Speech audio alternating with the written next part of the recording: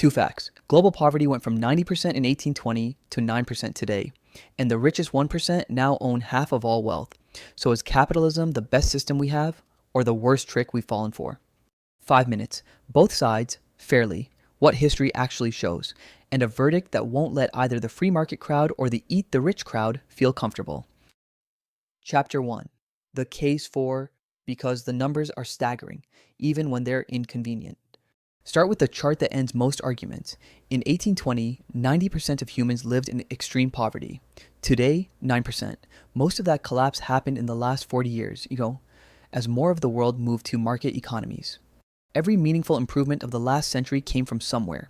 Vaccines, smartphones, the internet, air travel, insulin. Each one needed risk capital to bet on something that might fail.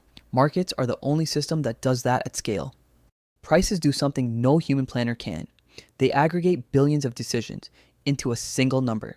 The Soviet planners had thousands of PhDs trying to set prices for bread. They never got it right. A market did it overnight, automatically. And the alternatives. The Soviet Union, Mao's Great Leap Forward, Venezuela, Cuba's Qs, every serious attempt at non-market central planning produced famine, repression, and collapse. The record is brutal when unanimous. Chapter 2. The case against. Because the engine has a leak in our hydraulic and we're not pricing it. Capitalism is excellent at pricing things you can buy in a shop. It is catastrophically bad at pricing things that affect everyone. Carbon, pollution, biodiversity. The cost is real, but nobody pays it. The planet does. And the cost gets pushed onto the poor. The factory worker in Bangladesh, the cobalt miner in Congo, the Amazon driver with no toilet break.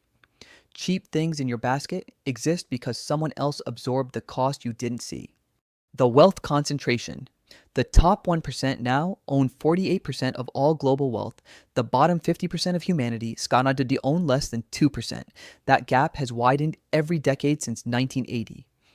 Markets don't auto-correct it. Then there's the capture. When a system rewards money, money buys politics, lobbying, regulatory capture, tax loopholes. The free market argument breaks the moment one player gets large enough to write the rules. And the monoculture. Capitalism is brilliant at innovating things it can advertise. Phones, apps, snacks. It is terrible at things it can't. Housing supply, education, public transit. Watch which sectors stagnate. It's not a coincidence. Chapter 3. What actually changed? Because the post-2008 economy is not the post-war one, and the winners diverged from everyone else. Look at the divergence. From 1945 to 1980, wages and productivity grew together. After 1980, productivity kept rising. Wages flatlined. The system kept producing more value. Less of it reached anyone but the owners. And here's the secret. Every working economy is already a mix. Denmark has markets and a safety net. Singapore has markets and state housing.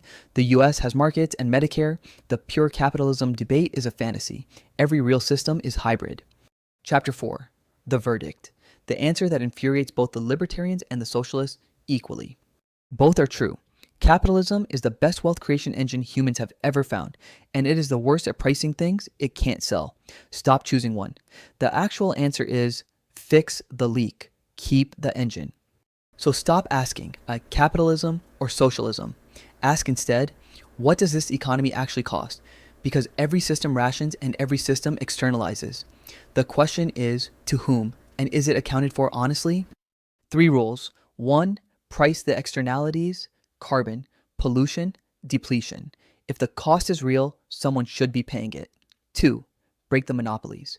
The engine works only when nobody is too big to compete. 3. Fund the things markets can't price. Housing, basic research, education. The Nordic countries figured this out 40 years ago. Markets for everything markets are good at. State investment for everything markets can't price. They consistently top happiness, freedom, and innovation rankings. The Nordics don't call themselves socialist. They call themselves serious. What's the thing capitalism gave you, and what's the thing it took from you? Drop both. The pair is the picture. Subscribe. New question every week. The honest answer almost nobody wants to give.